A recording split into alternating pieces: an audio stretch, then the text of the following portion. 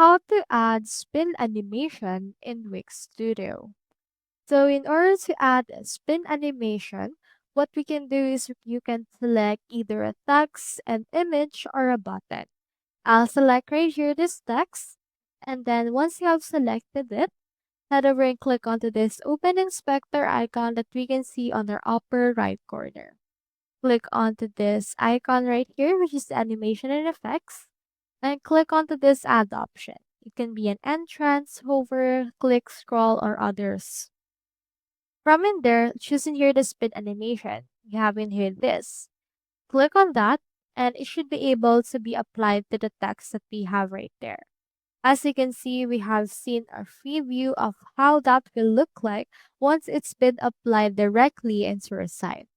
Once you're done, just head over and save the changes and click onto this publish icon that we can see right here. So that's how you add spin animation in Wix Studio. Hope we helped.